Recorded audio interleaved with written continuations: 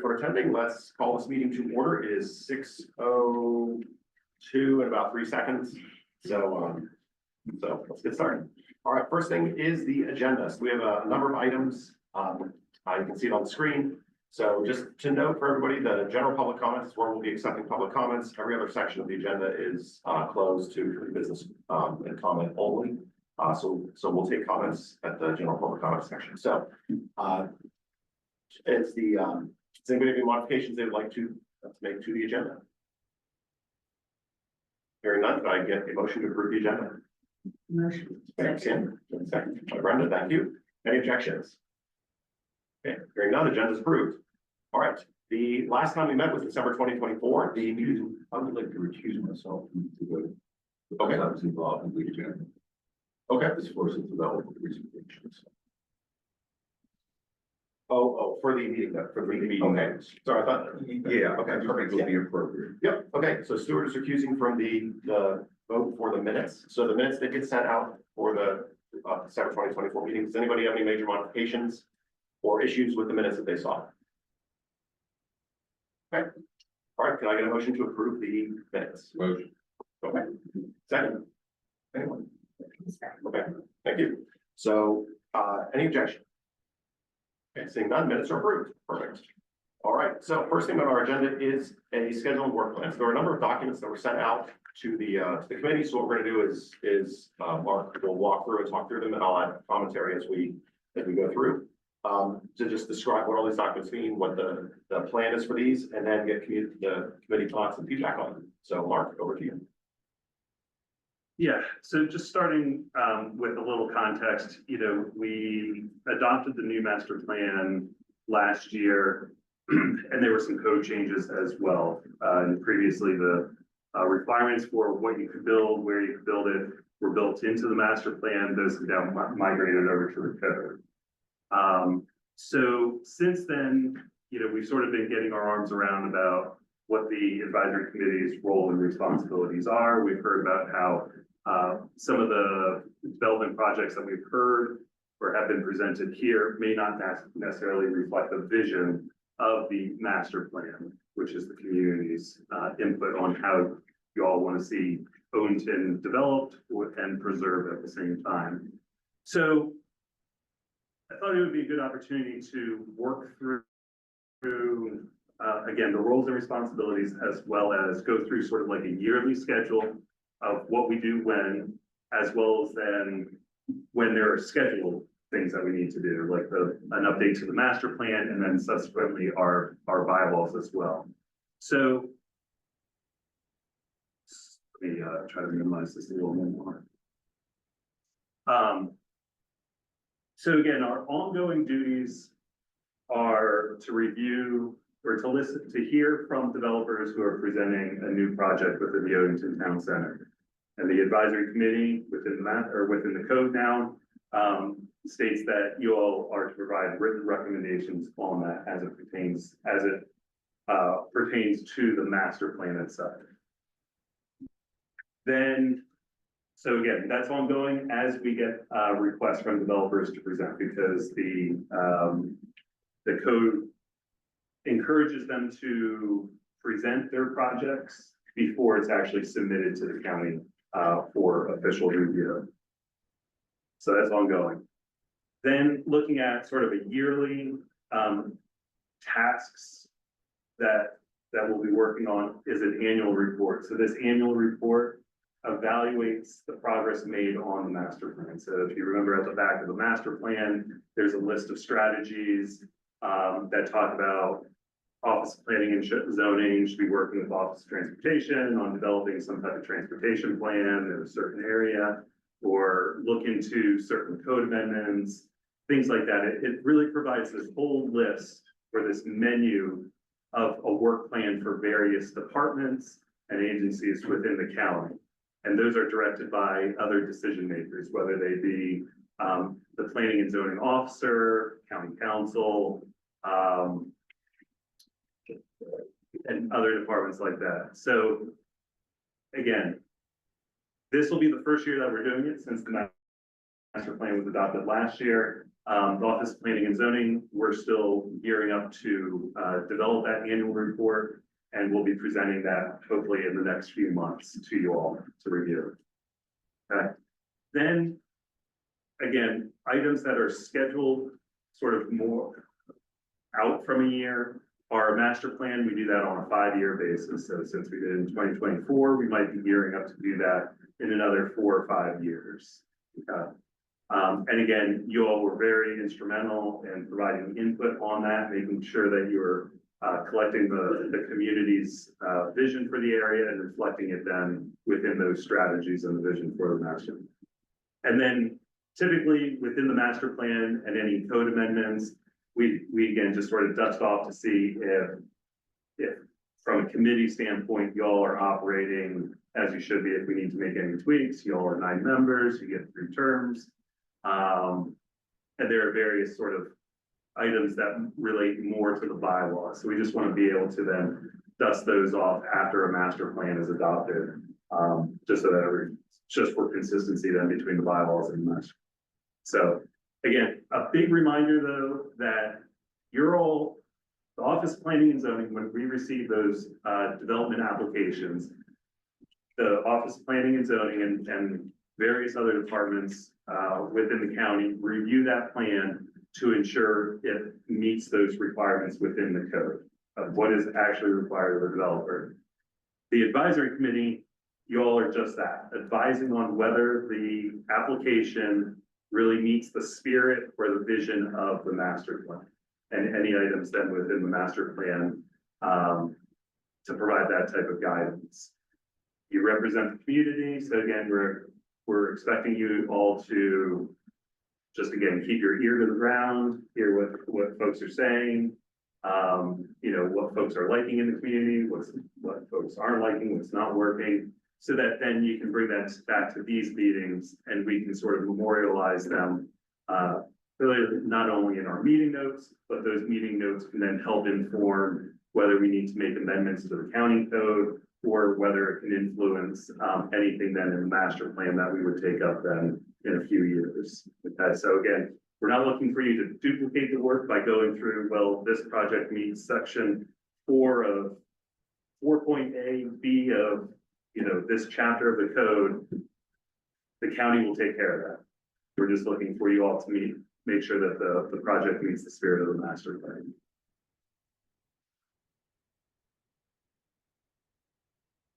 Okay, so looking at a yearly work plan, again, in the spring is when the Office of Planning and Zoning, we're at our desks working on that annual report. We're going through each strategy and seeing if it was completed, if it wasn't completed, why it wasn't, and providing an explanation as to, you know, the status of it, maybe why it wasn't completed, maybe there's an explanation for that. Then in late spring, we'll present that to you all. And like I said, it's our evaluation of the vision, goals, policies, and strategies. So when we present it to you all is then when we're looking for feedback on whether you all are looking for additional information, say from any experts or departments, provide further insight. So again, using that transportation study as an example, why wasn't a transportation study done to this point? And our Office of Transportation can explain, you know, maybe they're looking to combine it with another study or the funding just wasn't there. So we'll be able to provide some type of explanation for that. Recommend alternative ways to interpret a strategy. Again, if all of us were to read one of those strategies, I'm sure each one of us might have a different perspective of how to read that or how it actually gets implemented.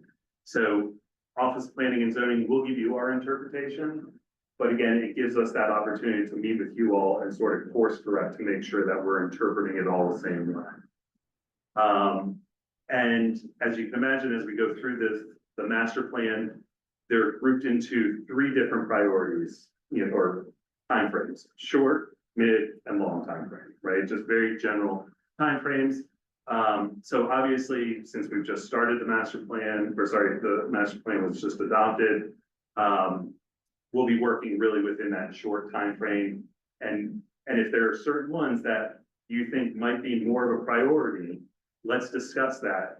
And then, for example, if it's more of a capital project, something that actually needs to be built, then that can be worked into the priority project letter that you all then do in the late summer.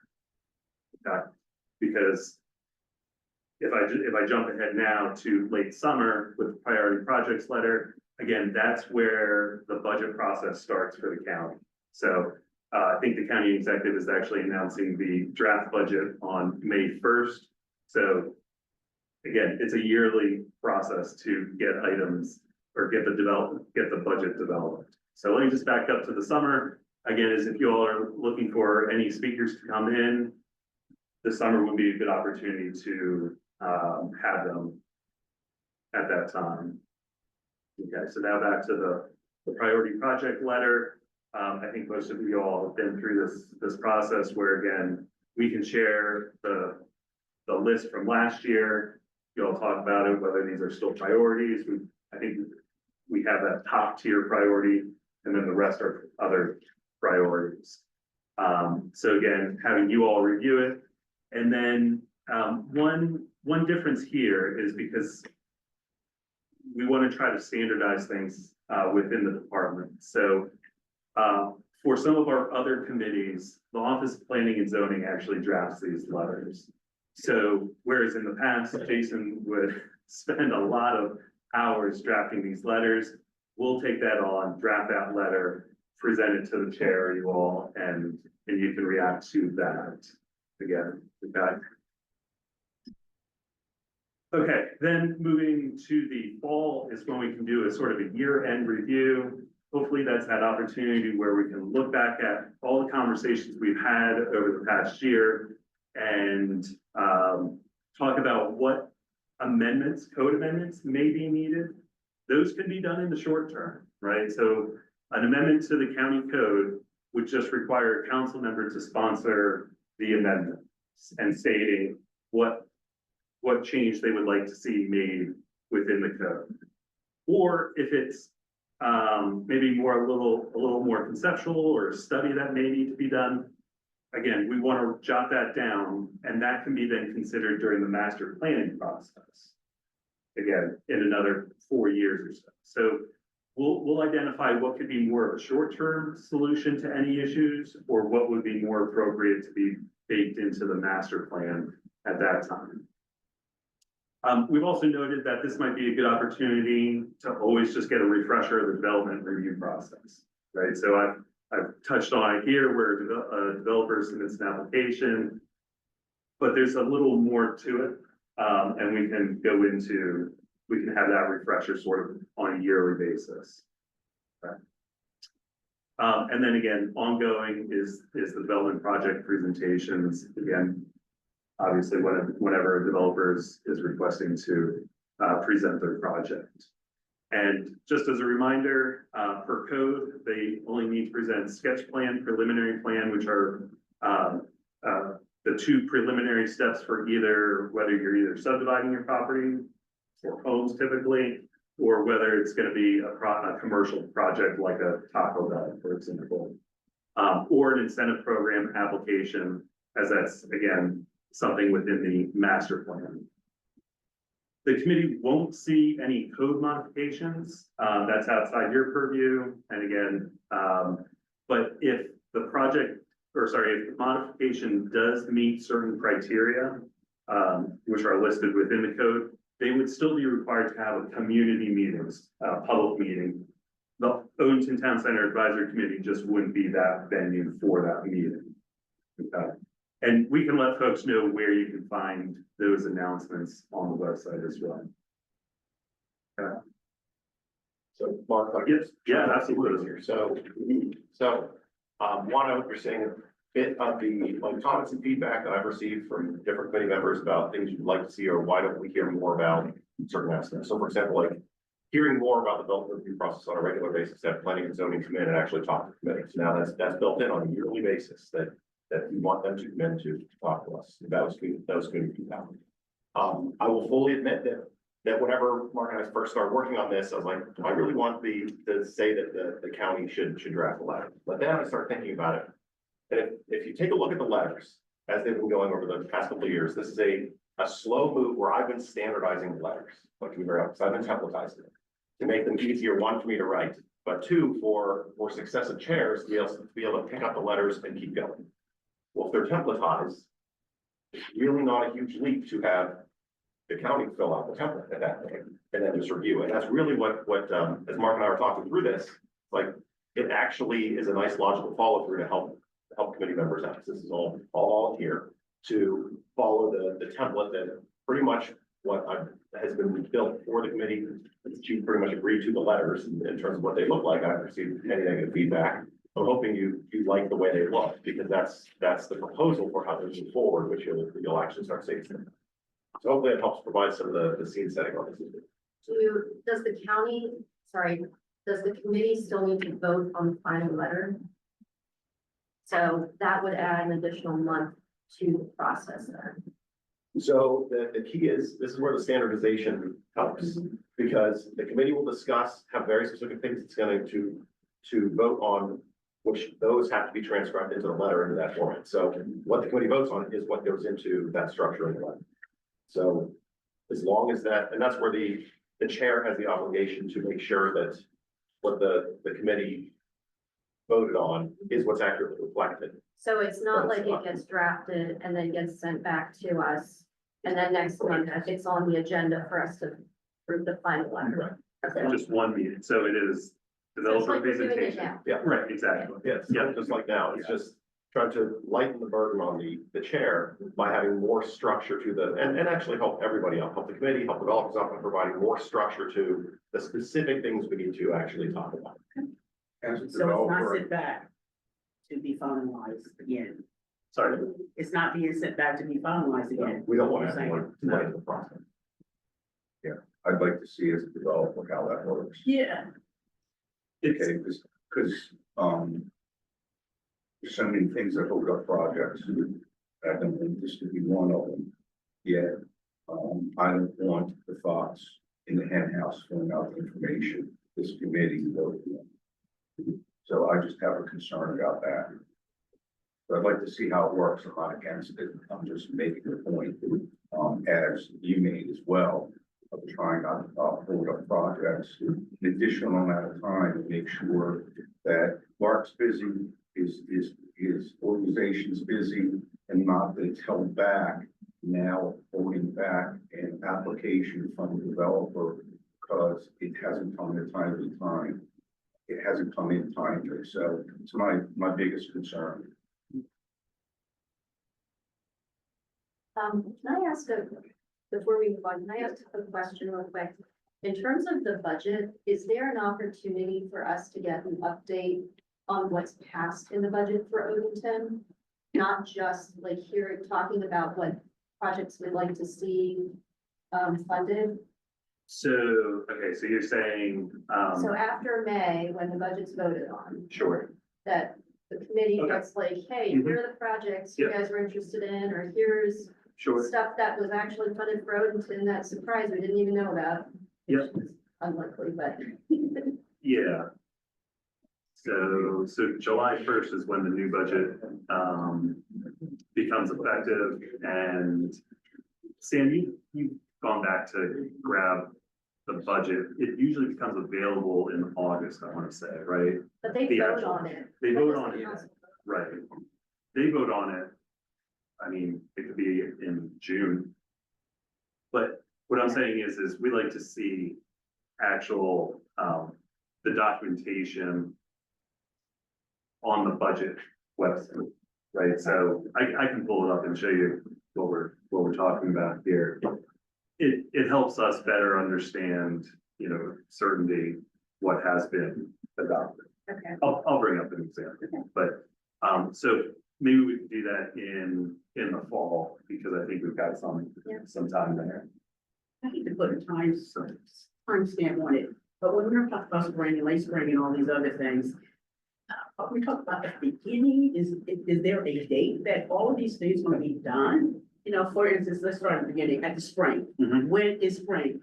Are we gonna get this, in the very beginning, first month, or, Yeah. I couldn't tell you, it Yeah. depends on the resources available within the county to be able to complete these items, so. I would interpret spring as the calendar says, right, is every, within a 3-month period, right? So. Ah. Yeah.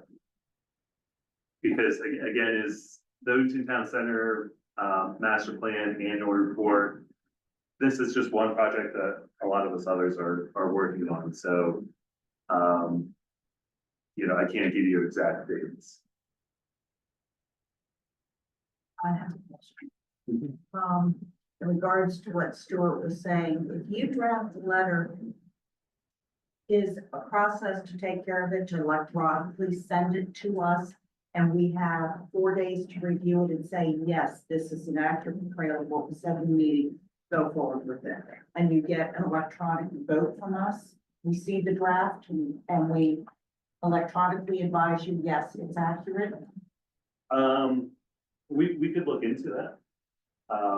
Again, I think what we're proposing is something that's not different than what's actually happening, is just that the Office of Planning and Zoning is drafting the draft letter for the chair then to review. Gotcha. So again, hoping that you all trust the chair to recognize that what's in the letter is reflecting what actually happened in the meeting. But again, that's the way it's done for the Planning Advisory Board. Again, I would also say if the chair really has a strong desire to write the letter themselves based on the template, So, that would be fine too. so technically the letters have to come from the chair. Like the county can't send itself letters. They have to come from the chair. So the chair ultimately has the responsibility for the letter as the named individual in the code. And so if you have a strong chair that wants to write letters, they can pull that from the county. If the chair says, hey, I'm good with the county writing a letter and I'll review it, it's still on the chair. If the letter doesn't accurately represent the committee has to talk to the chair saying, you are not representing what the committee is doing. And that's exactly the same as it is right now. Like technically, if I write things in the letter that you're not happy with, it comes to me regardless if you write a letter, whether it's OPC drafting or I drafting. Yeah, I don't think it's a matter of you drafting it. I think it's a matter of us just having a final review of it. Yeah. That's all. Okay, so this would be then a change in how we are doing things, where before you all would review the letter, and now you're requesting to review the letter. That's a lot. What's that? That's up to the committee. Yeah. I said the same thing. I'm not sure that the. No, so you all meet, Right. right? You hear a developer presentation, Right. at the end of that presentation, you Right. say, we recommend approval or Right. whatever, right? You come to your position. Then after the meeting, what we've done is Jason writes the letter, he sends it to me and I say, yep, everything looks good, all the modifications are as they requested.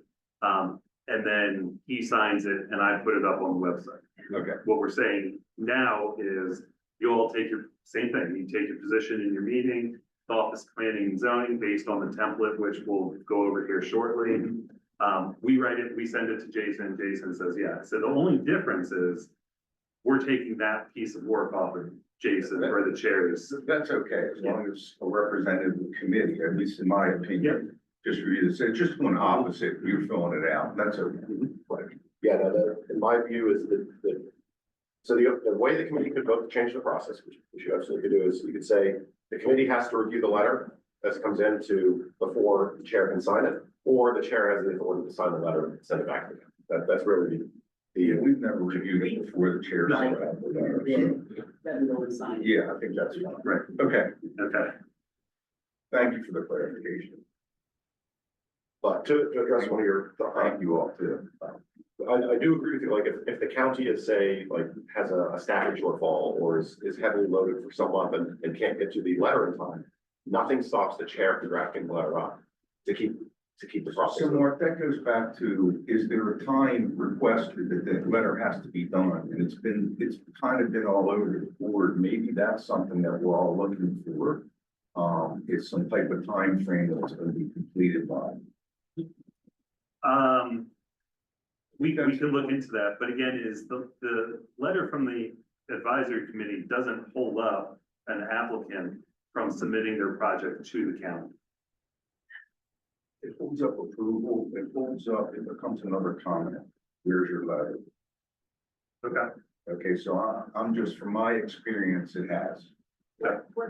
What has been the timeline in terms of getting the letters in? So it depends on the time of year, because I mean, since I'm the one that had to draft them all, until I really got the template, figured out what I wanted to look like. I had a letter done in 4 days.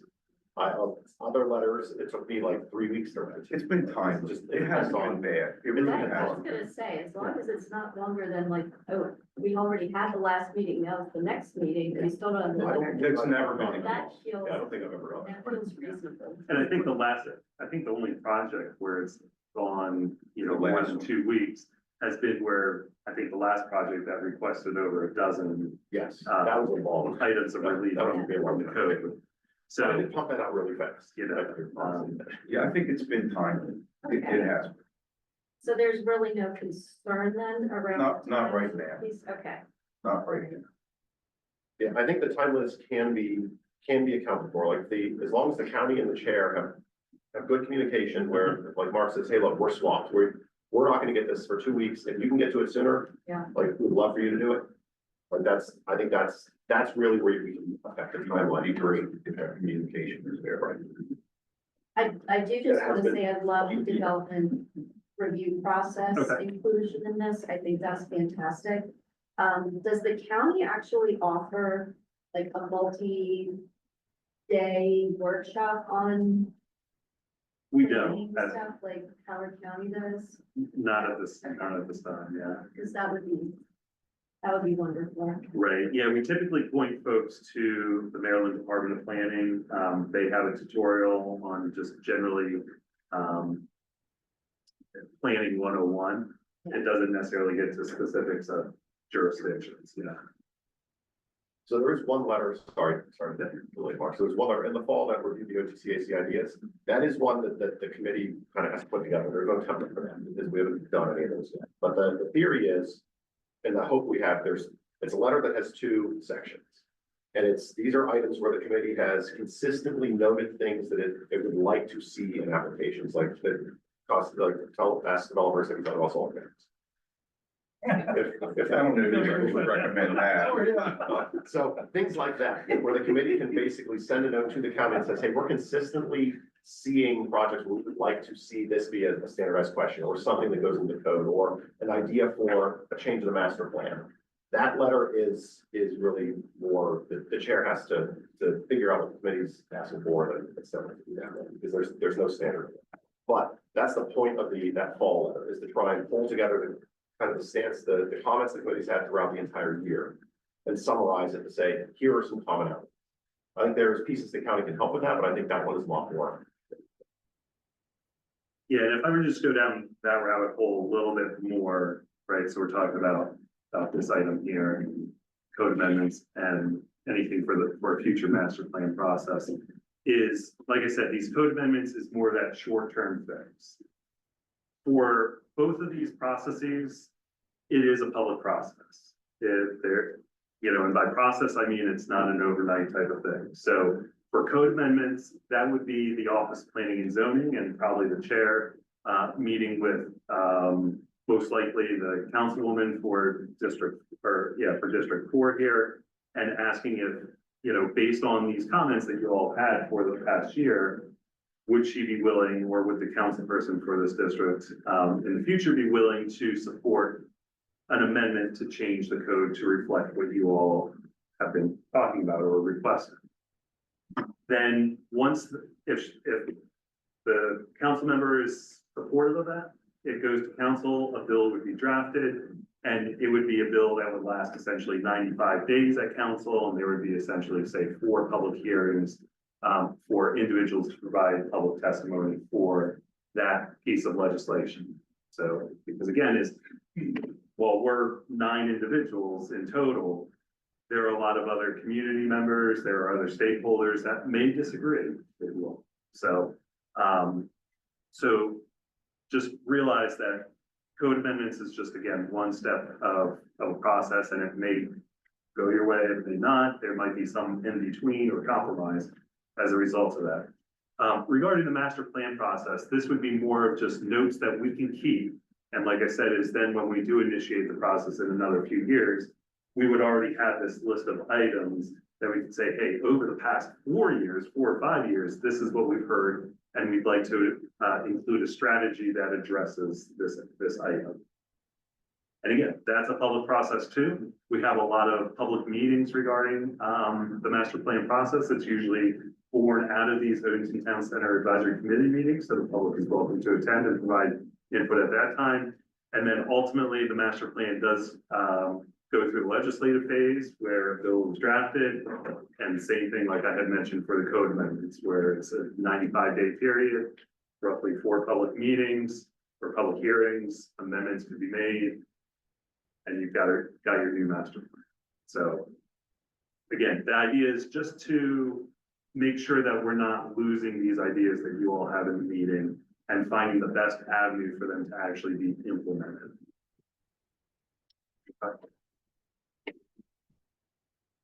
Okay, so then moving on to the development project presentation process. So again, the idea is really just trying to standardize the before, during, and after of when a developer is requesting to present to the advisory committee. So we have an applicant fill out a request form that then gets sent to the Office of Planning and Zoning, and that allows us to review what's actually being proposed and make sure that the project is ripe enough to then be presented to you all. Given some kind of time constraints, we will try to limit presentations to about 1 or 2 per meeting. In some cases, if it is, there may be big projects, right, of not only the project itself, but if they're requesting any relief. And we've been on calls till 10:30, I think, or so, right? So we want to try to be mindful of volunteers' time and resources. Again, first come, first serve, and it is allowed to have applicants present even after they've officially submitted to the county. Okay.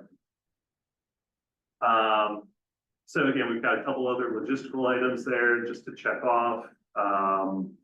And then we do want to forward, so this would be something just slightly new where we would provide a staff report with a little more explanation. I think, Jason really pushed for this, and we've worked that into some emails, but I think maybe we can even formalize it a little bit more where it might be just its own document. Typically, it's been in the email as a bullet item, but this may now be sort of a white paper or, 1-pager, providing that explanation of what the project is, what action we're requesting you all to take, and just a preliminary analysis of how it meets the master plan. Because again, until the project is actually submitted to the county, the Office of Planning and Zoning, we don't review these projects. You all are really the first, get the first opportunity to review them. And again, in the past, we've always requested the site plan, landscape plan, and any renderings of the project that we send to you. The next 2 items, this is something that we've always been doing behind the scenes, is Office of Planning and Zoning. We meet with the applicant, again, just kind of go over the flow of the meeting, remind them what we're really looking for, a 15-minute presentation, hit on the key points so that we can keep moving through the meeting. And again, we do continually meet with the chair and vice chair a couple of weeks before the meeting to go over, again, the flow of the meeting, anticipate any questions, and just make sure that we're all set for the meeting on how to keep it focused. Then during the meeting, we do have a couple slides after this that go through what an ideal slide deck could be for developers, again, just to keep everything focused and standardized and organized, I think, throughout each meeting. We've touched on how you all provide a position then on the project.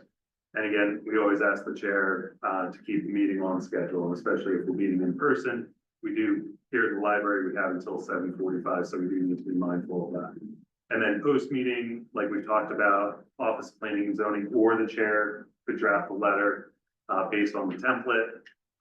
And then this is that last piece that feeds into what we were just talking about, where were there any substantive items or big ideas that that might necessitate a change to the code, or something that we want to keep in mind when we update the master plan in a few years.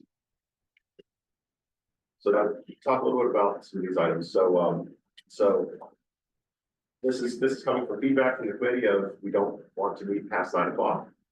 So I'm trying to figure out, like, how do we make that happen? As well as, and talk with Stuart a little bit about some of the developer thoughts about, like, what does the committee want? Like, what are you looking for to make it as most efficient as possible for the presenters? Because there's money that's being paid out for them to be here. So how do we make it more efficient for presenters as well? As well as from the committee, like, what are we looking for? So make the county tell us, what are the specific things that we're being asked for? That's really what that came with. Number 5, that chair vice chair meeting, that's actually really important for us to talk about, will the presentation fit in the time frame? Because that's where a lot of the time is spent of how long we think certain sections are going to take, so we can try to keep the meeting on schedule. So that's a lot of that discussion is actually simply just planning of, and at this much time we expect to be here in the meeting. Like, do we think we're going to get a lot of committee questions here? Do we need to reserve more time to, like, try and speed things up in this area? So the goal is to try and make the meeting flow better. Again, so we're not meeting too late, and that's a big chunk of that meeting flow discussion. And then we can get to the topic later, but the thought on this is to try and take all the feedback we've been getting and make it such that we can keep the meeting flowing properly and not have people very late or have a meeting. I would love to cheer, but it doesn't feel appropriate to. But I am so happy to see this, especially the staff report with the action to be taken, because I don't know how many meetings I've sat in where we get a presentation and everyone's sort of like, well, what are we supposed to be commenting on? I feel like that's 10 minutes of every single presentation that we get is a discussion on that. And so that would definitely make things quicker. We already knew what we needed to comment on. And so I really, really appreciate all of the time and effort that you both have taken to work on this. And I think, Mark, we discussed this before about what planning and zoning does and what we, Yeah. so that line is.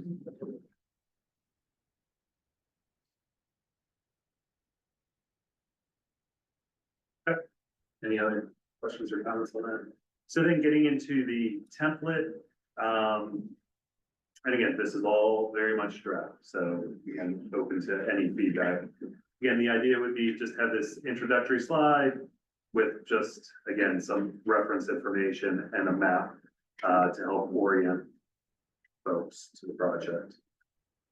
Then the next few slides here, Jason has emphasized are critical to this presentation. It helps organize and create a visual for you then to see what the relief, for example, if relief is being sought either through a modification or the bonus program or incentive program process now, what the reference is, what's required and what the request is, so you can see, so you're not having to hear it, but you can see what that request is. And then an explanation, which all this information is built into that applicant request form that I had mentioned. That's number 1 here. So as part of that, we ask, are you looking for any relief for this project? So that's how then we're able to fill out this information, or the developer should be able to fill it out. But this would also then be built into the staff report as well. Okay. So on one side where they're looking for some type of relief from the code, now on the flip side is the proffer. So if there's some relief that they need, what is the community benefit that they're then offering to sort of offset any adverse impact from that relief sought, if there is any adverse impact. So again, just going through this chart of what the proffer is, what the community benefit may be. If there's a reference to it in the master plan, sometimes we identify specific proffers. In other cases, we allow the developer to be creative and come up with their own proffer. Because again, we're not thinking of everything, right? And things are currently evolving, so. And then one of the other key pieces, if possible, is the nexus. So again, is if the developer is looking to not build a sidewalk, for example, as part of the requirement. And the proffer is, well, they're gonna provide some type of other pedestrian pathway through the project. That makes sense, right? Is because while they may not be able to meet one section of the code, there is that nexus of just pedestrian connectivity, right? And sometimes there isn't a nexus, sometimes it's just, hey, we can't meet this one requirement, but we're gonna provide this other type of community benefit where they're just not related. And that's what we're looking for feedback from you all. And then the last one here is the master plan reference. What, how they're meeting the goal, policy, or strategy, or the vision, and then how it meets it, okay? Because again, then this is gonna help feed into the letter as well. We're really just creating these building blocks within the meeting that are then fed into the template, the letter template. So, And then, let me just finish this just real quick, is, and we can come back to it, is, and like I had mentioned, that we also asked the developer to provide a site plan, and, Jason had the idea of, on the site plan, it would be ideal if there could be call outs of where the relief is sought, just again, so everybody's clear, rather than, you know, in some cases, just using words to describe it. I think I'm a visual person, so I like to also see where, just to make sure everybody's on the same page. A landscaping plan and then renderings, so that would be the template. so I like the idea of the proffers being on the plan for everybody visually to see. But here's the issue that comes in is when we come to this committee as a developer, our projects are in such a preliminary stage. They have not been reviewed by the county. What ends up happening is, unfortunately, whatever we provide is never enough. Okay, and then if there's another modification made or an additional proffer, then we may have an obligation to come back to this committee and re-present again. Now, the project that I came back and represented in December, we were asking for quite a lot, and we presented all that in the first presentation, and we're asked to come back and present it again. Okay, so we're taking this committee's time up and everybody's time up again when representing the same information. But in all fairness to the county too, they haven't seen our plan to comment. If we're guessing on what we're gonna need a modification for in some respects, we're guessing on what profit the county is gonna accept for that modification. And I wanna let you know, it cost us $3,000 to $5,000 to come in here and present to you all. That's the bill I got from my professionals, to draw up the plans, especially in person, when they have to come here and not on Zoom. They have to blow up boards for the presentation. Although I guess if we can do it on the screen now, and that might not necessarily be necessary anymore. But it would be really, really helpful if there was some way that we wouldn't have to constantly come back for these changes that are happening constantly. I mean, we're on our third now comments from the county. Okay, and there may be some things that they say, no, you gotta go back to the committee for it. Now, I know in the past that I've requested that some of these things can be done in writing and sent to the committee chair. Committee chair can send it out to the committee members. We can all review it and vote on it, just like you said, without having to come to this room, without having to wait a month for that to happen. And now the plans are held back a month. So, and Mark and I have discussed this too. It's one of the flaws as far as the timing of when a developer has to come in. We're required to come in either upon original submitting of the plan or within 45 days after. Correct me if I'm wrong. Stuart, though, would it depend on the complexity of the issue here? Sometimes, but not always. So maybe a lot of these things can go that way, go easily through. So I have to, there's two pieces to this. So number one, because the Maryland Open Meetings Act the vote does have to be public, in a public forum from the committee's perspective. Like we're not allowed to do any electronic voting approvals, send that to the committee or to the county, because that violates the law. So that's the timing on that.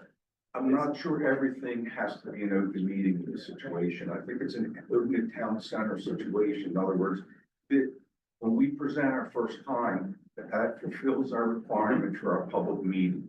We don't have a meeting, correct. We don't have a requirement to present to the public, just like the public hasn't seen all our plans come back and forth and the changes that have already been made to our project. Yeah. That's not in a public forum. The public that's here or watching online does not get that opportunity, or we would never get anything. It takes long enough now, but we would never get anything. So this satisfies our public meeting, our first presentation. I agree with that, but for the committee to issue a decision, though, my understanding is that's the piece that has to follow the Maryland Open Meetings Act, is to get the committee's approval or not approval. I'm not clear on that. I'd like that clarification. They're a public body, and if any business is occurring, then it has to be done in a public setting. Again, And I do just, while you may have a preliminary meeting, if there are any additional requests for relief through the incentive program, then that is required. okay, so let me change what I said a little bit, is not having the developer, and his entire team coming in, okay, where we can send the changes and modifications to Mark and to the chair, and then they can be presented, and you all can discuss it and send a letter Yes. hopefully back to the developer. Yes. And a lot of it has to do with time, and some of it honestly has to do with money. Yeah, so that is, I believe, completely reasonable, as long as it's we have to follow the public meeting requirements. Okay, So something like that, yeah, definitely. That one of the reasons that we talked about this tabular structure is actually, I hate the representation, because like when I was writing the letters, I'd have to go back and be like, all right, we already told the county we approved A, B, and C. you did that. And so I don't want to have to do that again. So the reason we flipped to this table structure Okay, is because it makes it easier to track that. To say like, because basically my hope is, and again, this is all like our monetary system, kind of rainbows and unicorns. That if we follow this, I can be sarcastic. I like it. So that once you build out this table, it's like, okay, that's it. If that doesn't change, you just put on there, presented on this date, and keep it as background and send it in. And the committee only has to focus on the things that are new. It's just the rest of it becomes background. There's no extra work. I like it. I like the forum. I like everything you said. It's just we're getting an entire team back Yeah. to explain one modification or two modifications that may have changed. They've been added by request of the county to come back and ask the committee of. It doesn't really need anything more than an explanation. Well, the risk is that if you provide something and the committee doesn't understand, Right. then you're back to. Well, again, I think the developer can come. It doesn't cost the developer himself any money to be there himself. It's getting our engineer there, getting our architect there, getting our landscape planner there, and all these people that are involved that are charging us $500 an hour to be. Again, it depends on the complexity. Understood, but it would be worth our while sometimes to spend that money. I totally agree with that. I totally agree with that, But that would be at the discretion of the developer. So basically, the committee doesn't have a requirement as to who talks to us. You know what I mean? We have a requirement for what we want to see. Understood. If the developer can speak to that, by all means, then that's a great way to save money. Understood. You okay with that, Mark? It's up to you to, whoever you feel Look, confident can I'm deliver the supposed to message. be here representing the development community, and I feel that I'm really balanced. I appreciate how this committee has learned about development, learned about what we go through, and learned about the process. It's been helpful to everybody, okay? And this is one of the other things that becomes a bugaboo, and I hate to be saying money, money, money, but when we're trying to get affordable housing projects in here, and every time it costs a dime in there, you're reducing the affordability of that housing. And not everything is affordable housing. Don't get me wrong, a lot of it's for profit, and even affordable housing is for profit. Somebody's gonna make some money for doing it. But I'm just trying to help better understand the magnitude and have you better understand the magnitude of getting our professionals in here every time. Right, it doesn't cost me anything to come in here and talk about my project. It's my project. I should be taking the time to do that. So just pointing that out. And I think the chart's very, very helpful. I really do. So. And from a committee member standpoint, at least for me, is if we're getting a presentation from somebody and the person presenting can't answer some basic questions, then they shouldn't be in front of us presenting. That's just my personal feeling. I agree. I say the developer takes full responsibility. If they send somebody unprepared, well, then it looks like they're gonna come back again and fork out the money to do a better presentation. It's not being unprepared. Yeah. It's after a review by the county and then having the opinion. And then we have to come back based on that opinion. So again, a lot of it has to do, when developers come in here, they're in such an early preliminary stage, okay? It's a site plan and it's a concept plan. That's what sketch plan that we're trying to get approved. It's not a final plan where we have all the answers, but we've gotten all the questions from the county on our project. So I'm just pointing that out, that's all. And I think this does help to a degree. And just clarifying who needs to come back in here and why, so. Okay. Sounds like it's flexibility here. Yeah. That is the hope. Absolutely appreciate that. The development community does too, so thank you. And the way I look at it is, if like if relief is requested that's no longer needed, just submit a slide with all that struck off. Like strike through, because that's really, that helps the committee understand, okay, here's what we need to look at. I'll speak for everybody, but I'm pretty sure there's nothing more irritating than trying to figure out, like, what changed? Like, you came last time, but something changed. Now we have to figure it out through the oral presentation, and that's what we're trying to get away from. To defend all you is, you all are not, maybe some of you are, I don't know all your businesses, but not in the real estate business on a regular basis, and you're here and you appreciate what you do. So it is really up to us to help you identify those things, and I understand that. The idea of marking them from a plan, I think is a good idea. To be a good value for your time. That's really what, Yeah. like, for everybody's time. Okay, that's great, that's great, good discussion, thank you. I mean, I think, I love this, and one thing that's also not always clear is whether the developer is coming to present only to the committee or also receive public feedback from the community. And we have not done a great job as committee members of being clear, okay, here I'm speaking now with my OTCAC hat on, and here I'm speaking as a committee member of the, of Odenton, basically. Yeah, as the community at large, and there's a place for both. And I'm not even sure whether, when projects come before us, whether it's one or the other, or both, or if it's just, if it's that clear. Yeah, so that's a good point, is there may be situations where, or sorry, let me go back to this slide here, right, is applicants will always present sketch plan, preliminary plan, and sound program to the advisory committee. Let's see,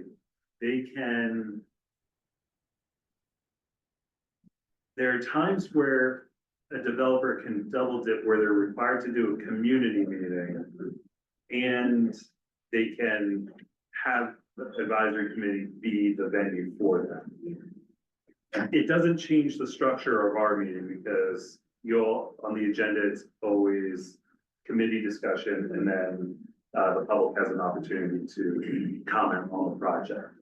The only difference is the developer needs to provide notice to property owners within, I think, 300 feet of the project. So that would be the only difference, and we just added, when we're aware of these situations where there is a community, where they're using the advisory committee meeting as their community meeting too, we advertise that on the agenda. I don't think we've had one recently. So perhaps on that opening slide where we have the intro right here. Yeah. A note could be put, is it a community meeting? Like there should be something on this slide that says this is a community meeting I as well. think that would be really helpful because often I'm like, am I responding as an OTCAC member or am I responding as a resident? I mean, a resident's not like, oh, hey, master plan. Let's see, where does this fit in? Yeah, Can I comment, yes or no? There No, are they're two like, paths. what, is it my neighborhood? Yeah, I mean, there are sometimes two hats you have to wear. Yeah. It's unfortunate, we have to try to separate, opinion on a project based on the plans versus your opinion and not let your opinion of the project as a neighbor get in the way of that. Exactly, and Okay, that's and- why I think it would be helpful for the committee to know So, what the feedback is. so Mark, correct me again if I'm wrong, every development project in the county has to have a community meeting. There are, No, no? no, only if it meets, I mean, if you can keep talking, No, I'll bring it I up. don't want to keep talking out of place, I really don't. Most of my experience in developing this county has been in this area, so, you know. And, That's one of. you know, the I think this is projects just I've developed. good education, as far as, it's an under zoning registration, I'm just trying to get to the. Should honestly add walking the committee through the website at some point. Yeah, sure, you know, happy to do that, There's so much on there. Give me a call, you come to my office anytime, really, I'll be happy to We'll walk. you schedule all a through it. 6-hour session. Whatever you need. So 17-107, community meetings, applies to any application, modification, impact to environmentally sensitive areas, a subdivision of property that adjoins a residentially zoned and developed lot, development of commercial, industrial, institutional use, or an active recreational use as defined in another section that adjoins a residentially zoned or developed lot and developed lot. So those would be projects that would then have to have a community meeting.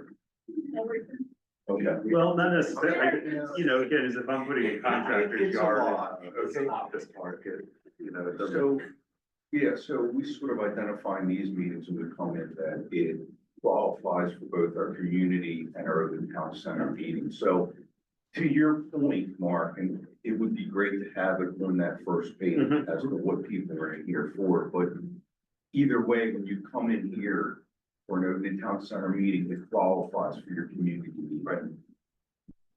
So it's always both. Whether the project needs it or not, it's. And then the other thing, the slide's white, bare bones on purpose, because I also asked Mark, don't prescribe any specific colorized templates. Give flexibility for people to put logos or however they want, things to look. We do need to potentially consider like section 508 compliance, but I didn't want to go to that level of detail for a template. And again, this is something that can evolve, right? This is just our first crack at it. Let's see how it goes. And we may make tweaks. It's not set in stone. Okay. And then lastly here, we just want to go over the letter template. This was something that I had mocked up from, I think, one of Jason's previous letters. So you do actually see some substance, but you also see in highlighted brackets what the prompt would be for that section. So Jason, feel free to jump in here, but again, we've always had the previous presentation summary. If the project has already been presented to the community or to the advisory committee, summary of the actual presentation that took place.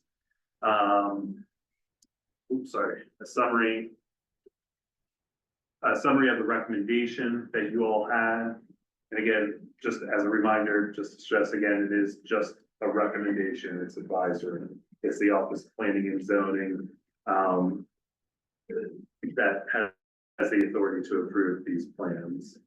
I And would then, tell you that they've been looking at our recommendations more, just to let you know, consider them more. Yeah. and then this is the section where we really dive into this item that was during the presentation. So again, the project, how does it meet the goal, policy, or strategy within the master plan? Okay. And so that is our opportunity to say the advisory committee finds the request is not consistent with the vision of the master plan for the following reasons. And this is where you would then list off the goals, policies, and strategies.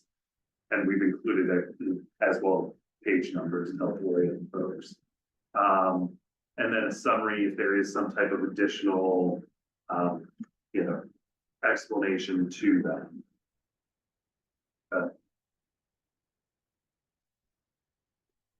And likewise, so that was so that was the summary of approval, a recommendation of approval or denial of the project in its entirety. Then any relief sought for the project. And then this last section is the proffer.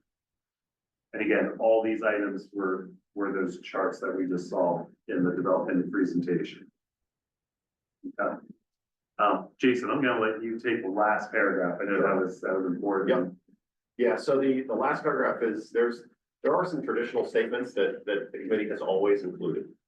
And so, what we did do was add a couple items up front, mainly that trying to account for actually what Stuart presented, to us just now, which was, it's the best effort by the developer to give us what their plan is, which means it is our best effort to understand and hear what the developer is saying to provide our assessment. We're going to listen to what we received and provide an assessment based upon that. And if things change because county feedback changes, it's like the committee's opinion may have to change based on that extra information. So that's why we're saying it's our best effort to comment on what was provided, not on doing extensive research that the county does to verify what we're told is correct or not. That's not what the committee's going to do. We're going to review what we're presenting. And so we understand that the county's going to do the formal evaluation and formal review, and so they need to just acknowledge that the committee is not the expert here. And we're doing the best we can with being the volunteer committee.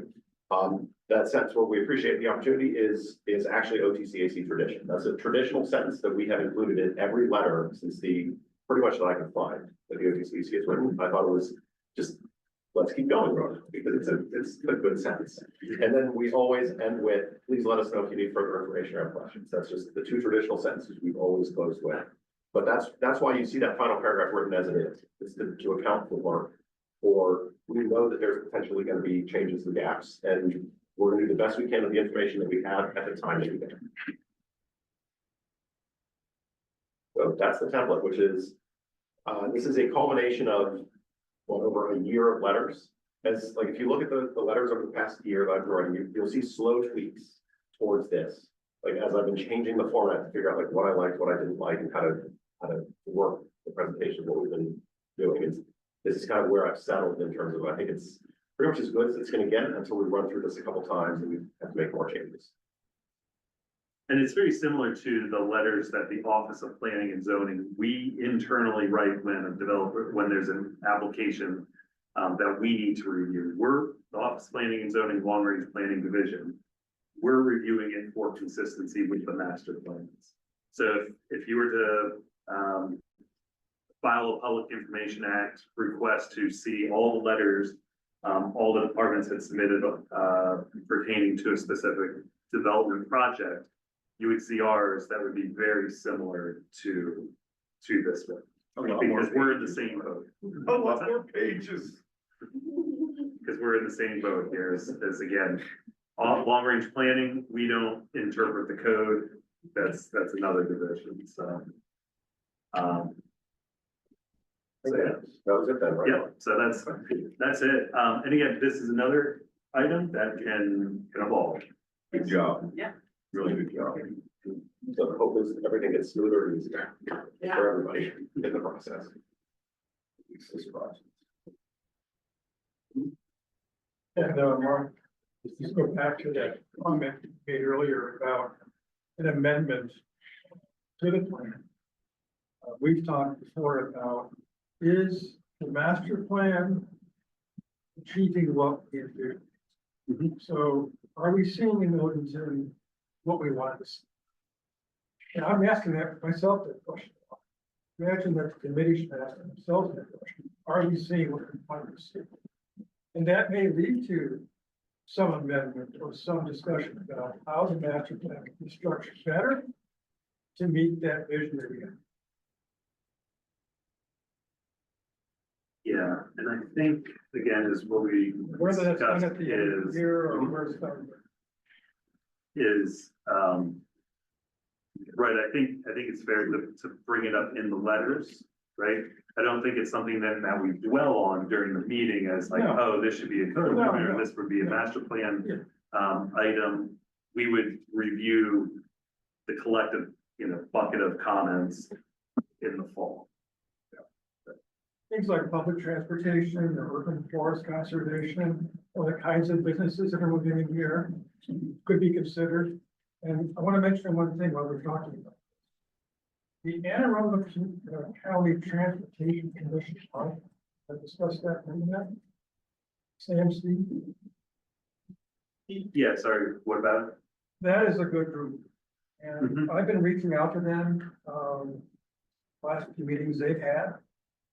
And they're really thinking ahead. They're not just looking at widening roads, they're actually thinking at transit systems, what to do with congestion. So I'll bring some of that information to you as it's going on, but it's a good group. I was surprised when I went to them. And so that fits in the spring discussion about the annual report, potentially a future presentation or something. So that's one of the advantages of trying to structure this a bit more, is to have conversations like this actually built into where we can. All right, so next on the agenda, unless there's any other final comments, thoughts anybody has, but we appreciate the feedback. This is something that we've been discussing quite a bit. Like, hopefully you see comments you've made built into it. That's really the big challenge. So next, back to Mark again for some updates. Yeah, so the state recently had an announcement that they have funding available to support capital projects in their TOD designated areas. The Odenton Town Center is one of those designated areas, and so we recently did submit a grant application for $750,000 to supplement the funding for the parking garage. Now, again, I know it's nothing sexy, but it helps us then free up additional funds from the TIF to support other projects. It's just that this was one of those right projects that, essentially could have a shovel in the ground in the next year or two. And that was what the state was looking for. So that is in, the application was due earlier this month. However, we have been able to work with the state, and they are open to receiving a letter of support from the advisory committee for that application, as well as I can get it in tomorrow. So. Hurry up, let me get this done. So again, I've already drafted one up for Jason. He's reviewed it. Just sign it. Again, it just again reflects, within the letter, it really just reflects that you all are supportive of the county submitting for that grant. We included a goal, policy, and strategy of how the project meets the vision of the master plan. And I think, Jason, you're comfortable with that. So I reviewed it, I provided feedback back to Mark. So it is a draft letter. The key is the committee has to vote to approve it in public session. So in order to meet the timeline, we kind of pre-drafted. If the committee decides to say, yes, we think that we really want to ask the state for money. We basically do all the prep work that if the committee says, no, we don't want to say, that's fine, but. Can I ask a question? Sure. So my understanding is that the garage is funded. I mean, it's funded through the TIF money and the state, okay? So now we're asking money for something that's funded. Is there any consideration, or are there any projects the county considering this money for that isn't funded or hasn't been funded or not going to be funded? Yeah, given the resources available at the time, given the deadline for the application, the decision was to go forward with identifying the garage as the intended project. But that money can be used. So, right, let's say the county is successful in receiving the funds or some portion of those funds, then the TIF funding that would have funded the parking garage that same amount could be freed up for something else. Okay, I accept that. Yes. Motion to sign the letter. Well, For us to send the letter of support. Okay. Second. Good. Any other comments, discussions? Okay, so the motion on the table is for the committee to, the vote is to vote to approve a letter from the committee indicating support for the county's effort to get money from the state for the TOD, for the capital grant. So, all in favor, raise your hand, since you're all here, I can see you. Okay, yes, all opposed? I don't see it. So, okay, motion carries. So we will sign the letter and, well, I will sign the letter and Mark will get it up by tomorrow. Hey, Mark, so outside of that, okay, we've all voted on that. And to your comment that TIF money, and I did not bring it, and I apologize. I got an accountant with all the TIF money, how much is in the account, how much has been spent, where it's been spent over the past 5 years. I apologize, I didn't bring it. I was able to get it in one day from, who's their budget director? Chris Trumbauer. He was unbelievable. In one day, he had it to me that I've been asking for years. And, so the question still out there is what can it be used for? How do we utilize those monies for other things in Odenton? And if we save $750,000 out of the TIF, now can we have an earmark in quotes? And who makes that decision for other projects in Odenton? So I'm just putting that out. We don't have to discuss it or think about it now, but it's something that I would like to discuss at some point. Thank you. Okay, so next on the agenda is development activity within the Odenton Town Center. Colette, I'm gonna use this as a test drive for how to show people where to find this information. Yep. Mark, were we gonna talk about the Region 5 plan yet? Yeah, so that's That's okay. Sorry. Yep, so if folks want to go to aacounty.org/OTC, that'll drop you on the Odenton Town Center website. If you are looking for committee materials, we do have this tab on the left-hand side. But for the sake of this agenda item, we're going to click on development, and we have our development project list and a corresponding map once these get loaded.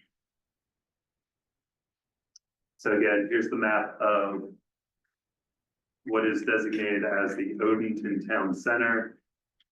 And everything with a blue boundary is a project listed below here, and that relates to this corresponding list. And what we've been doing is providing updates on a somewhat quarterly basis, whenever we have that opportunity to meet, and identifying where there have been changes from the previous iteration of this list and map. So again, I'm not sure, we usually don't spend a lot of time going through this. Let's see. We have a couple more minutes. Maybe I'll take you to another website where you can get some more information. So while some of the details, we might not have a lot of detail here on this right-hand column, we have the modification or bonus program number. And again, we sort of very briefly describe what it deals with. If you were to go to, again, if you land at that Odenton Town Center website, you do have your path up here at the top with hyperlinks. Here to go back to planning and zoning, or I'm sorry, actually, we do have that modification. Yeah, so we built this link in, I think Colette, you had actually asked for a few meetings ago, is if you click on the modifications link here, you have three options, whether the modification has been decided on, whether it's a time extension or whether that modification, there hasn't been a decision on it. You can click on one of those options and let's say, looking for one that's pending, here. So 17558. And you can come back here and type that in, and you get their actual application letter that you can then download and see what they're requesting. And again, if you were to go back here to actual decisions, you would not only see the application itself, but you would see the Office of Planning and Zoning's decision number. And see the justification as to how that decision was arrived. Okay. So just some additional ways to find more information than,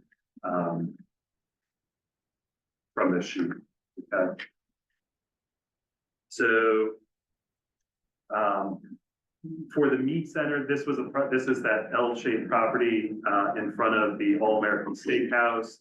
And again, they're looking to do, some additional retail and restaurant on that site. And so they had received approval for, some relief that they had sought for roadway and streetscape standards. They've been advertising. I think I saw that, yeah, for meat, right, for these. They're calling it the meat center? Well, that's the project name when it was submitted to the county. This would be phase 2 of that project. Yep. The Starbucks there on the corner of Annapolis Road in Baldwin. That's the plan has been approved, so they're able to now proceed to receiving permits for the project. The Wawa that we recently heard about in December. Again, some of their requests are now pending, office planning and zoning review. Odenton Town Center at 7 Oaks. This is along Town Center Boulevard. It's a wooded lot at the moment. If you're driving south, it's on the southbound side. There's a little stub for that road. That's where this lot would be. And they've received sketch plan approval, so they're able to then move to the next phase of the planning process. Hale Street property, this was, I think it was even at one point an affordable housing project. And that project's since been terminated. That was on the north side of Hale Street, or sorry, the northwest corner of Hale and Town Center Boulevard. Time extension for some of these projects where they received comments back from the Office of Planning and Zoning, and they just need more time to internally develop a new plan or respond to those comments. The large parking garage, they're still under site development plan review and have a few requests out for wetlands and specimen trees. The Sheets project on Maryland 170, that project's been terminated. That was across from the police station. Mary's Meadows, formerly known as Academy Lots. This is behind the package store, the Chinese restaurant on on Baltimore Avenue behind Mount Vernon, for 28 multifamily units. I think that number has actually since come down. I just got the application the other day, so expect that to potentially, the number of units to potentially come down next time you see this. And then the auto zone across from the Dairy Queen, the project's been terminated and their subsequent bonus program modifications have been withdrawn.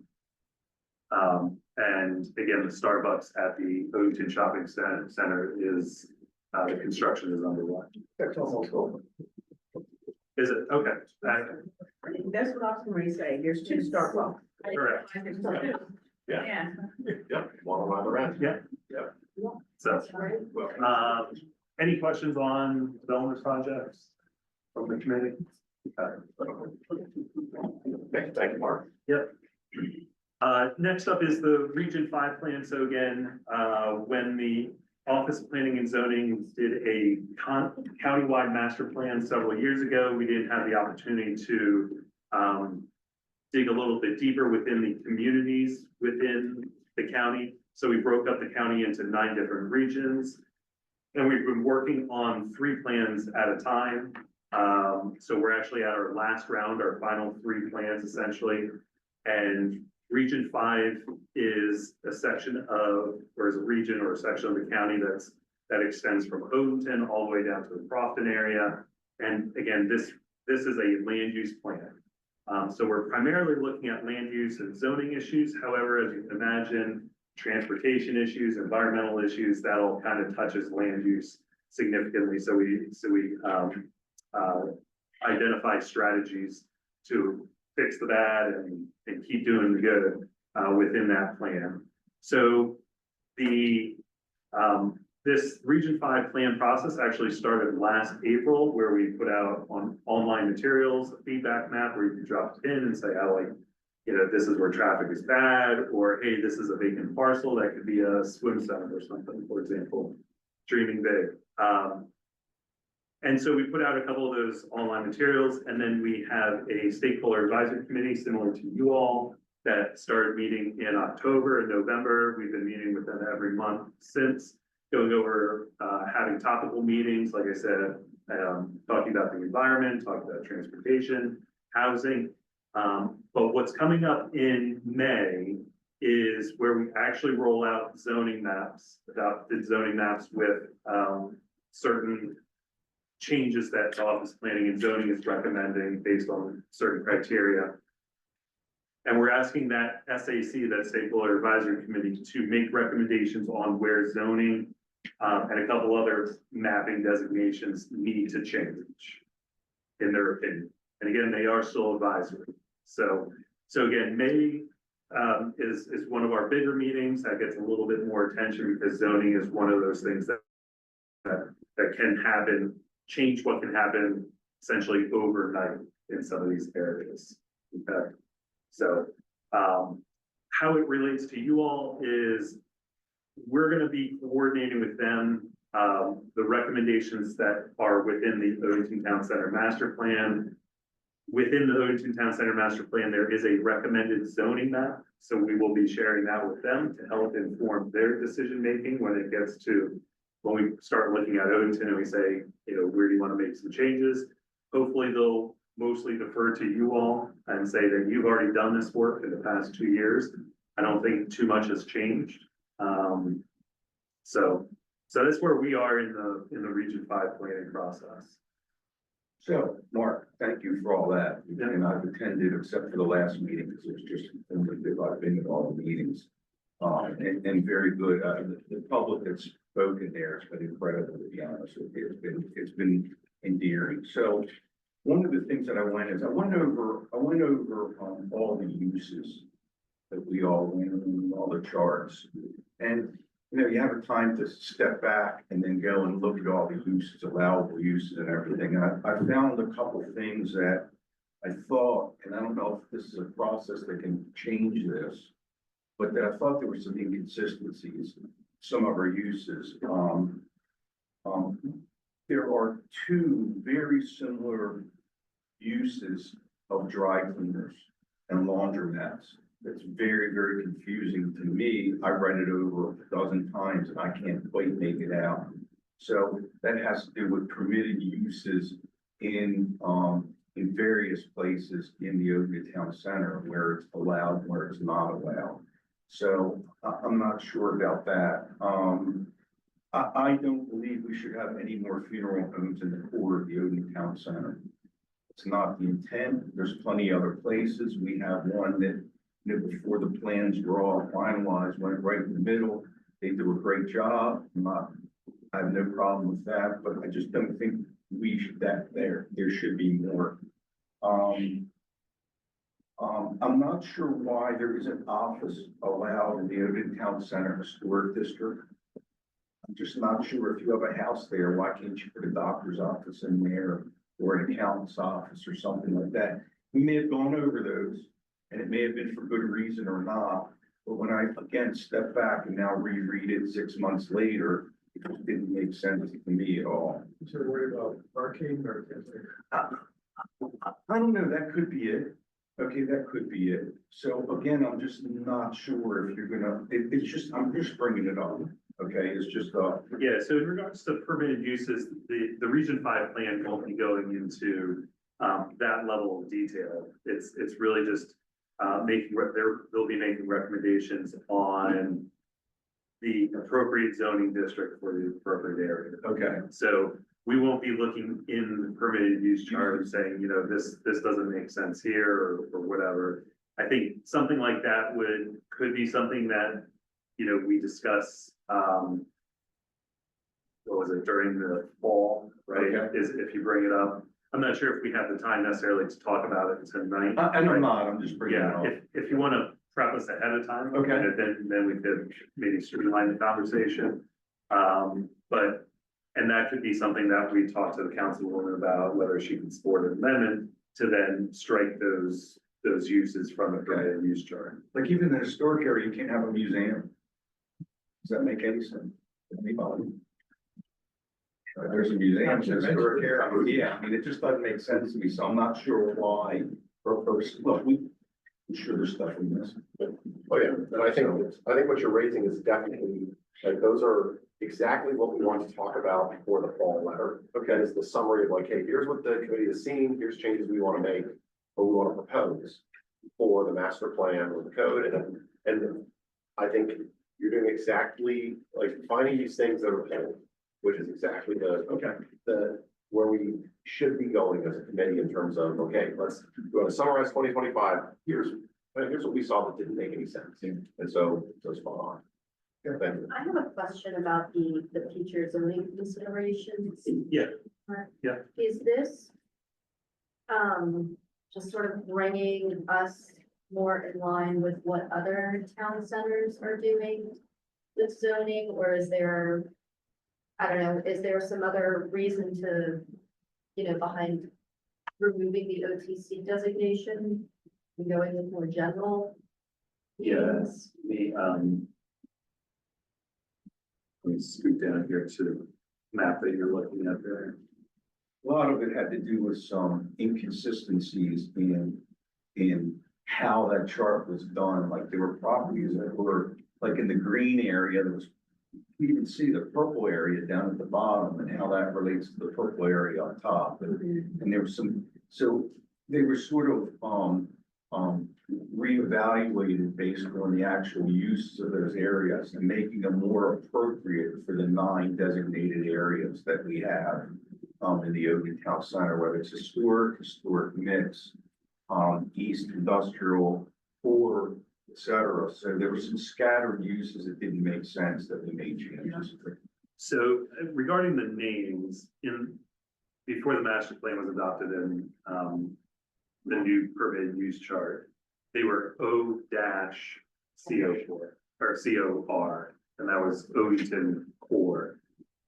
The idea behind just renaming them was just to sort of better reflect if somebody was new to this, that it's OTC rather than O-whatever. So that's the thought behind that. And then in the proposed zoning, right, we do make a couple recommendations as far as, like, say, including an additional parcel here on the northeast corner of Sappington Station Circle. Just cleaning up some of the parcel boundaries, especially up here, it's split zones of property. Recognizing that now some of the projected uses on some of these sites might be industrial, for example, here at the Ferguson Trenching. I think that seems to be pretty firm going forward, so that recommending industrial for that. One of the big challenges was going from our previous master plan had zoning as well as these regulatory blocks. 17 of those regulatory blocks. And so it really created a lot of confusion. And this is our chart that sort of crosswalks the combination of doing away with the regulatory blocks and allowing then just the zoning to prevail. So again, this is how we, in the 2016 master plan, the zoning district, the regulatory blocks, what is now in the 2023 zoning map, and then what's recommended, where we would then split the core area into 2 districts. The Odenton historic, that just got a little tricky because it was we had special areas on the 2 sort of lobes of the historic district, and so it's currently a mixed block, sort of like an overlay, and we just really want to flatten it out to become one zoning district, either the historic or the historic village mix.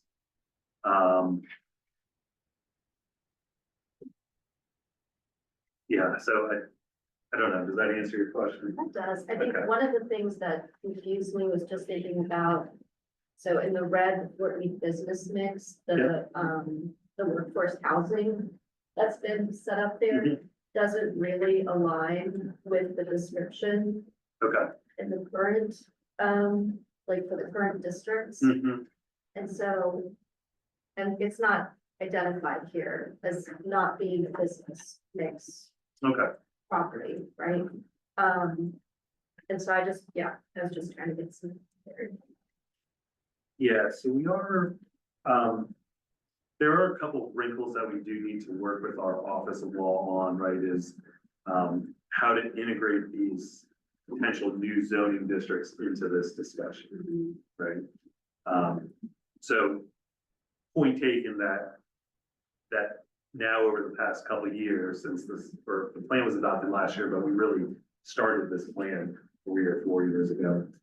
Things have changed and maybe these zoning district names don't reflect maybe the true intent of what we anticipate being built in these areas. Okay, so I'll make sure we have enough time for public comment. So is there anything else on the Region 5 plan?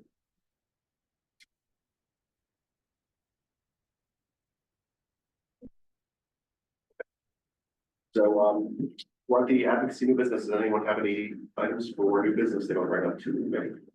I have some comments, but I'd like the public to comment first, so I have an opportunity, and then if there's time, I'd really like to say a couple of things. Okay, As the public. okay. Yeah, the committee does have the ability to have a public comment as well, so yeah. Okay, so then, we'll move into general public comments, make sure we have enough time for the public to provide comments. So what we'll do is we'll start with, public in the room, and then we'll go to public online. So does anybody in the room? Please. Hi, so my name is Joseph Pete. I actually live in Odenton Town Center. So I live in the subdivision, the townhomes that are there. So my thing is, I've listened to this meeting. I gotta say, a little disappointed, particularly with you, sir. Okay, you said you're from Office of Planning and Development, right? All those plans are. Okay, number 6 on here, you said you just approved the sketch plan for, right? The Odenton Town Center modification. I was at the meeting on the 11th. I did not receive one of those notifications. It's actually in the meeting, and it's both in recording and on the minutes that we did not receive the written notification as according to county code. And you still approved the modification request. It says, according to your process, that after everything is done, they're supposed to submit an affidavit saying that when they sent those to, right? Giving 21 days notice. Didn't happen. And yet somehow that modification got approved. I will tell you, as a community member, you know what? You all are missing the mark. Does anybody actually live in an Odenton Town Center? Yes. Okay, so somebody here, but none of you all. My business is here and I've invested millions of dollars, including where you live. Perfect. And you know what I would appreciate, and what I think everybody who lives in this area would appreciate? More business. Because everybody in my townhome, so 200 townhomes, one of the things that we can constantly say is you're putting in more people warehouses. Because there's no place for us to walk to eat other than Ruth Chris's. And I don't know any about you, but the last time you spent $200 on a steak, right, during the week. I mean, if you actually go to the intersection of Odenton Town Center Boulevard and 175, there's 3 crosses and a golden bike that has, little angel wings on it. That's for the 3 people that have died at that intersection. So you want to talk about having a walkability, community. Well, you got this big 175 that's right there. And every year, somebody gets hit. I would love to I'd love to take the train station and, use this area. But, I mean, there's only one area and it's a sketchy little thing underneath the bridge, right? Every single day, our homeowners association, somebody's posting more videos of people having their cars broken into. So you guys keep talking about putting in more building, more development, which is great. But you're not supporting it with anything else. The traffic here is terrible. Like that intersection in that morning and the afternoon, it literally it'll back up halfway, almost to the entrance to where that little roundabout. But if you actually look at the number of actual apartments for both, the Shirley, if you look at, the one that's right here over the mark, they're not full. Why are they not full? Because if I'm choosing where I want to live in this area, right? What are you all bringing to the table? There's no walkable grocery store. If you want to say that Weiss is, that's probably the closest one, right? But that's still more than a mile walk. There's no walkable, places to actually like eat. There's no walkable places to go to, like, I mean, are we supposed to have a park right over here? Isn't that part of the master plan? I mean, I've been here for 4 years. I haven't seen anything done about that. I mean, that was on the master plan in what, 2009? So where is it being built? This is 2025. Right? You all, I think that what you all are doing, I appreciate the fact that this is all volunteers. But if you all don't live here, I do. My property taxes are being paid for, right? To have people, to have my property devalued because people are having, because we don't have police presence over here. And we're constantly having, literally, I can pull up our homeowners association Facebook group, and literally every single day, 3 more cars got broken into, 2 more cars got broken into. Our homeowners association actually reached out to the police to actually ask them to do more enforcement in our area. You know what they told us? You don't do it in private areas. It's not a county road. So that's great, you all want to develop this area. But when we're violating the law to actually, like, to get these things approved, right? We're, that Haley development, that one, was supposed to be, when I moved in here, was supposed to be mixed-use development. One of them was supposed to be a grocery store, supposed to have 2 different, mixed-use retail stores. You know what? We would have loved that. Every single person that actually bought their house in my townhome is now moving because you all approved a modification to now make it 1,000 apartments with no mixed-use development. The Mark train station, were you just talking about additional another 1,000 apartments, right? Did anybody see the public release for that? Because I did. This committee was not informed about that public release Okay. whatsoever. So it's another 1,000 apartments. It's not 1,000, but that's. Well, that's what it says. I bet, and 3,800 square feet of mixed use space. I'm no math whiz, right? But 3,800 square feet, that's what? 1 store? Right? So I have to let other people, so thank you. Yeah. Anyone Are else? we allowed to respond to comments? I want to make sure enough the public has time to respond. Or, I'm just saying it's official. So my name is Naughty Porter. I've lived in the community for about 15 years. Until I'm pretty young, I grew up here. I had a few different things I wanted to mention. I think the first one was in reference to the process that you all reviewed earlier. I wanted to point out that I didn't see a process in which feedback that is taken from the committee to the county and then brought back to the committee is reviewed. And so I think it would be helpful for a community member like myself to kind of see like what actually gets done after the county reviews it and tries to bring it back to committee. I also would like to say that in terms of the whole double dipping conversation and using this space as a means of also getting community approval for the projects that require it. I think for the 5 minutes that are on the agenda, I think this maybe is common sense, but if they're just to put it in people's minds, the ability to add more time for those types of meetings, that would be great. And then I think finally I don't know your name, sir, but My name is Stuart. sorry. I'm Stuart Pike. Stuart, nice to meet you. Stuart mentioned the TIF money, and I would just like to say as a community member, if that is a conversation that is going to happen, I would love for it to be a public conversation that I and other community members would be a part of. We would love that too.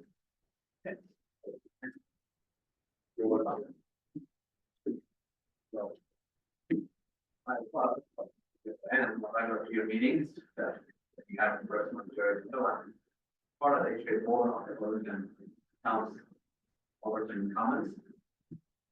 And, interesting enough, I looked at what you're discussing, like compared to the neighboring counties, and it wasn't interesting that you brought up that the neighboring counties put more of a share to getting projects done when they're working with the state funding. But Allen County has a much lower share.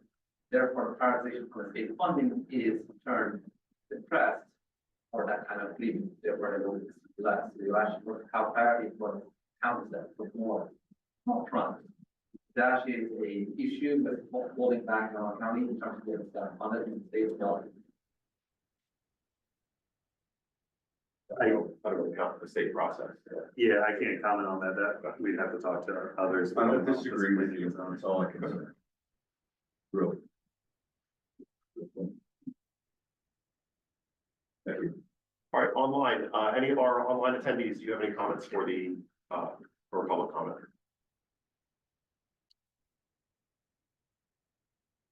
And again, folks will need to use the raise hand tool to indicate any interest in speaking.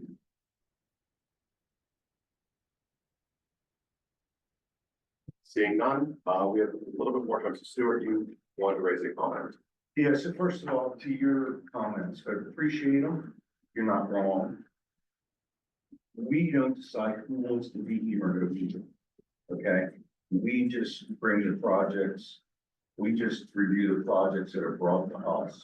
I've been a commercial real estate broker in Odenton for 40 years. Okay? It took me 30 years to try to drag Starbucks here.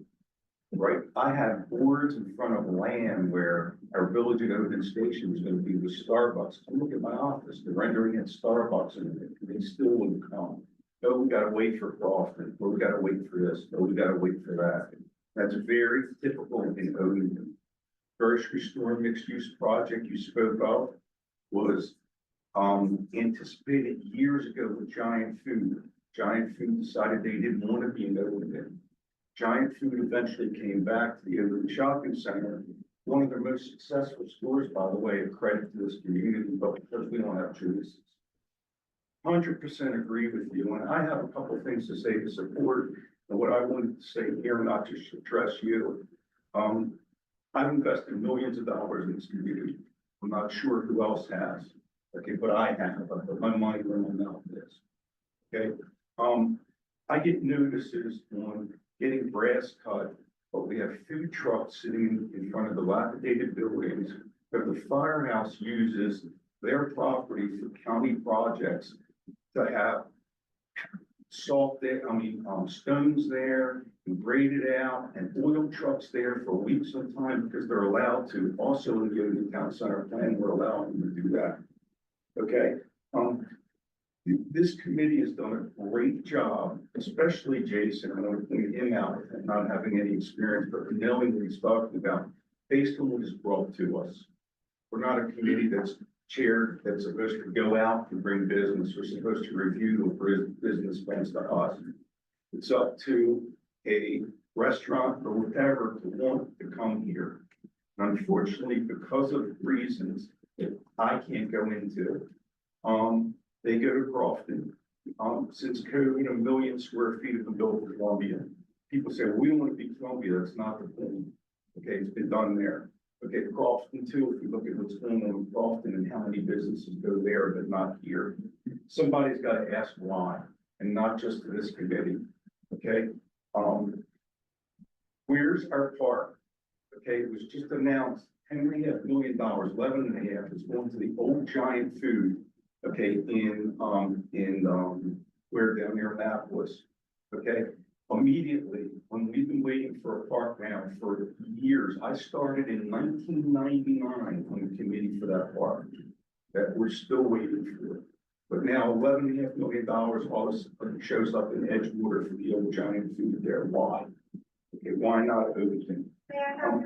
It's time for the Odenton Town Center plan to be legislated out. It hasn't worked. It just hasn't worked. For 30 years, trying to get this place built while other places aren't hampered by the Odenton Town Center plan. I have some handouts here for everybody on what Odenton looks like today, what we've preserved in here in Odenton. be happy to hand out to the public as well. Thank you, appreciate that. These are the pictures that I took on what's going on and why we're not getting.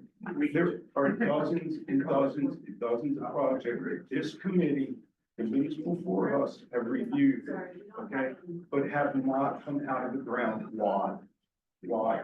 I always ask myself that. I know some of the reasons. I can't say. Okay, I can't say.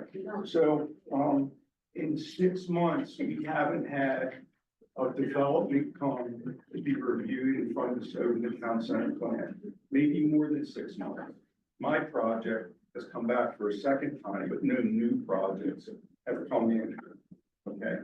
And you gotta ask yourself why are there no new projects coming in? And I'm gonna tell you that I know from other developers and users, okay, that the plan, the vision plan hampers the ability for people to come in here because it's a plan that doesn't fit all. It doesn't fit all uses. It doesn't fit all pieces of land and property that it Odenton is. There's a plan that was developed in the 1960s and started. Okay, and it finally started to get more legs in the 90s.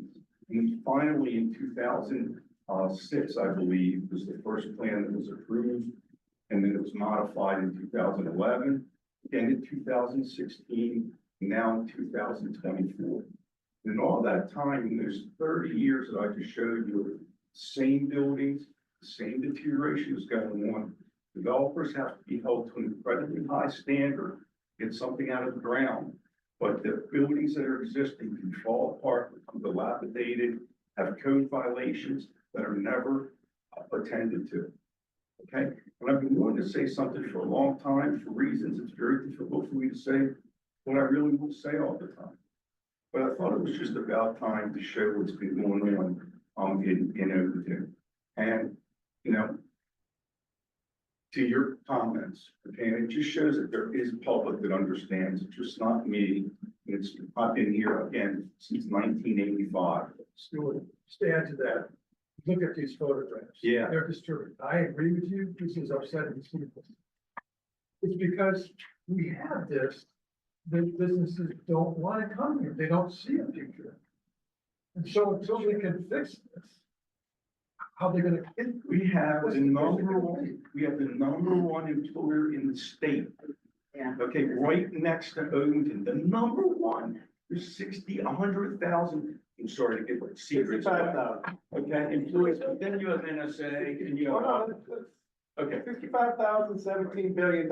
So we The have, point that it makes is that Odenton does not look like a home of a $17 billion industry. Can I? Yeah. And we've been saying that for a long time. Right. I can guess from your haircut where you work. okay, so I do. I saw you somewhere recently. So, I mean, we're not filling the market in, we're not filling the need, and the need is always been need. Okay, so I have to make sure we adjourn the meeting, it's time to go to the library, to be able to close, so Brenda, fine. Okay, real quick. I feel for you. I've been living in this community for over 32 years now. We've never had. I'm right down the road. When I first came here, the reason why I came here, because they also said they were gonna build a community in town center that beats parole. Ours supposed to be better than parole. But as it happened, and I understand it takes years, but I'm hospital in those things, it takes years and years, but I was hoping, the first thing they put was the Shirley. It was like, okay, where are the stores? I had nowhere to take my child to go to the, what was getting where? There's no place, but it is all one. This is something, I go to the PCRC, Police Communication Relations Council, every month, we gotta stay there, even though they said they don't come out, people, Captain, my father, they'll come out, and he will bring people out there. You have to be committed to your community. That's the only way anything is gonna be done, being committed to. You can still complain, but you gotta be there and stay on the bus. Same thing here. Okay, so I do have to pull us back, that way we have time to clean up. I'm sorry, everybody. It's all good. For getting all this out, for wanting to come out. Appreciate it. So, to pull it back to the committee, thank you everyone, for attending. I thought this is a Good to see everybody. good discussion. Could I get a motion to adjourn? That's adjourned. Okay. I got a motion, second, Any objections to adjourn? Okay. All right, thanks, everybody. We're adjourned at 7:51.